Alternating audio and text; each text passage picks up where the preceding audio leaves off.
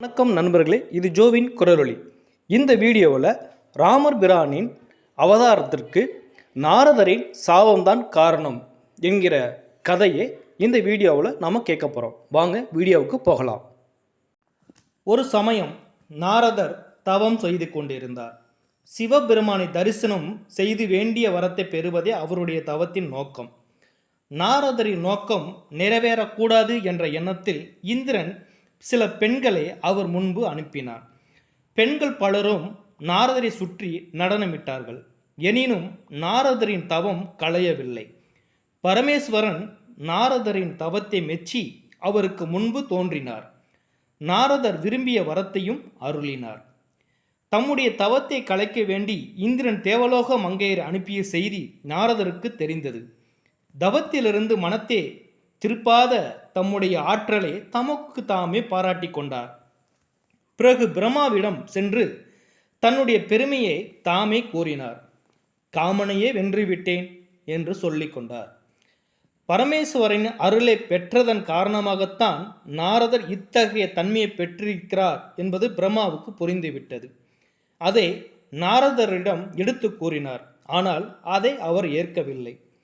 நேராக வைகுந்தம் சென்ற நாரதர் மகாவிஷ்ணுவை தரிசித்தார். பிரபோ, நான் பரமேஸ்வரனை குறித்து தவம் செய்தேன். என் தவத்தை கலைக்க இந்திரன் அழகிய பெண்களை பலரை அனுப்பினான். ஆனாலும் என் தவம் துளியும் களையவில்லை. நான் காமத்தை வென்றுவிட்டேன் என்றார்.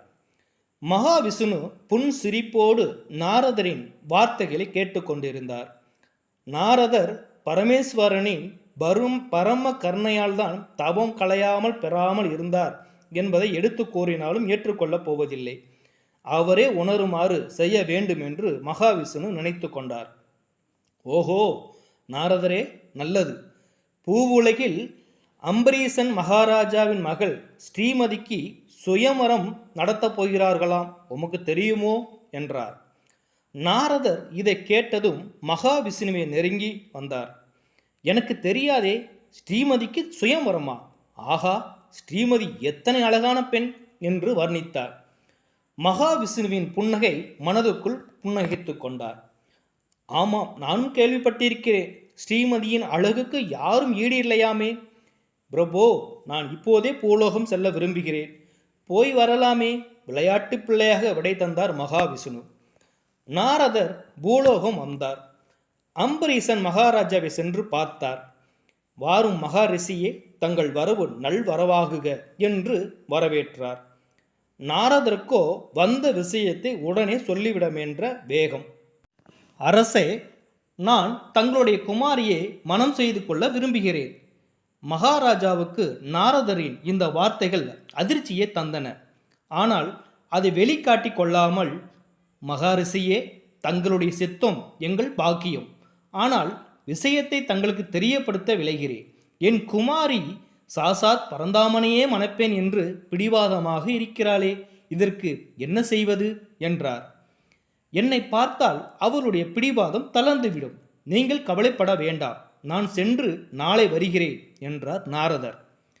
பின்னர் அவர் கனமார்க்கமாக சஞ்சரித்து விரைவில் வைகுந்தத்தை அடைந்தார். பிரபோ என்று அழைத்த வண்ணம் மகாவிஷ்ணுவிடம் சென்றார். என்ன நாரதா, ஸ்ரீமதியை மணக்க பூலோகம் சென்றாய்? நீ மட்டும் தனியாக வந்திருக்கிறாய், என்ன விஷயம் என்று கேட்டார். மகாபிரபோ, எனக்கு வரம் ஒன்று வேண்டும். அதை தந்தேன் என்றால் தான் சொல்வேன். பரந்தாமன் பக்தர்களின் வேண்டுகோளை நிறைவேற்றுபவன் ஆயிற்றே. நாரதரின் உள்ளத்தில் உள்ள எண்ணத்தை அறிந்தார். திரிலோக சஞ்சாரியான நாரதருக்கு என்ன வரம் வேண்டுமோ அது கிடைக்கும். இப்போது வரம் என்ன என்று சொல்லலாமே என்றார். பிரபோ, நான் விரும்பிய வேளையில் ஒரே ஒரு முறை என் முகம் ஹரியின் முகமாக மாற வேண்டும். இதுதான் நான் கோரும் வரம். நாரதா, வேடிக்கையான வரமாக இருக்கிறதே. விரும்பும்போது உன் முகம் ஹரியின் முகமாக மாற வரம் தந்தே.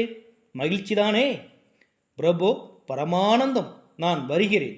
வரத்தை பெற்றுக்கொண்ட மறுகணமே நாரதர் வைகுந்தத்திலிருந்து கிளம்பி பூலோகம் வந்தார். அம்பரீசன் மகாராஜாவின் அரண்மனை. ராஜனே, உன் பிரிய புத்திரியிடம் சென்று என்னை பார்க்க வர சொல் என்று உத்தரவிட்டார் நாரதர். மகாராஜா என்ன செய்வதென்று அறியாமல் திகைத்தார். பின்பு எல்லாம் பரந்தாமனின் செயலே என்று இறைவனிடம் பாரத்தை போட்டுவிட்டு மகளிடம் சென்றார். ஸ்ரீமதி, உன்னையே மணப்பேன் என்று பிடிவாதத்தோடு ஒருவர் உன்னை காண வந்திருக்கிறார். நீ அவரை கண்டுவிட்டு வா என்று அனுப்பினார். ஸ்ரீமதி வரப்போகிறாள் என்பதை அறிந்த நாரதர் மகாவிஷ்ணுவை உள்ளத்தில் நினைத்து நாம் வேண்டிய வரத்தின்படி தம்முடைய முகம் ஹரியின் முகமாக வேண்டும் என்றார். நாரதர் அமர்ந்திருந்த அறையை நோக்கி சென்றாள் ஸ்ரீமதி. மெல்ல கதவை திறந்து உள்ளே பார்த்ததும் அவளை அறியாமல் கூச்சலிட்டாள். தந்தையே, என்னை காப்பாற்றுங்கள் என்று பயத்துடன் அலறிய வண்ணம் ஓடினாள். அரசகுமாரியின் அலறலை கேட்டு அரண்மனை காவலர்களும் அதிகாரிகளும் கூடிவிட்டார்கள். அம்பரீசன் மகாராஜா மகளை அணுகி, என்னம்மா, என்ன விஷயம் என்று கேட்டார். நான் என் வாயால் சொல்வதை விடவும் தாங்களே நேரில் சென்று பார்த்து அறிந்து கொண்டால்தான் விளங்கும் என்றாள் மகள். எல்லோரும் நாரதர் இருந்த அறைக்கு சென்றார்கள். அங்கே நாரதருக்கு பதிலாக ஒரு குரங்கு அமர்ந்திருப்பதைக் கண்டு திடுக்கிட்டார்கள். ராஜனே, ஸ்ரீமதி ஏன் பயந்து அலறினாள்? அவளுக்கு என்ன நேர்ந்தது என்று நாரதர் கேட்கவும் கூடியிருந்தவர்கள் திகைத்தார்கள். நாரதர் கண்ணாடியில் தமது முகத்தை பார்த்தார். என்ன நடந்தது என்பதை புரிந்து கொண்டார். உடனே பூலோகத்திலிருந்து நேராக வைகுந்தம் சென்றார். அங்கே மகாவிஷ்ணுவின் அருகில் ஸ்ரீமதி மணக்கோலத்தில் மனைவியாக அமைந்திருப்பதைக் கண்டதும் நாரதரின் சினம் கடுமையாகிவிட்டது. பிரபு, வரம் தருகிறேன் என்று சொல்லி என்னை ஏமாற்றி விட்டீர்களே, இது தங்களுக்கு தகுமா என்று இறைந்தார் நாரதர். நாரதா, ஹரியின் முகம் வேண்டும் என்றாய், நானும் ஹரியின் முகம் தந்தனே. வார்த்தையால் விளையாடி விட்டீரே பிரபு, என் சினம் உங்களை சபித்தால்தான் ஆறும் என்றார் நாரதர். அப்படியே செய், உன் சாபத்தை ஏற்கத்தானே இத்தனையும் செய்தோம். நாரதா, உன் சாபத்தை சொல், தயங்காதே என்றார் விஷ்ணு. பிரபு, நான் விரும்பிய பெண்ணை நீங்கள் அபகரித்தது போல உம்முடைய மனைவியை வேறொருவன் அபகரிப்பான். நீங்களும் தேவியும் பூவுலகில் பிறக்க வேண்டும். உங்கள் துன்பங்களை குரங்குகள் வந்து தீர்க்க வேண்டும் என்றார் நாரதர். உன் சினம் தணிந்ததா நாரதா?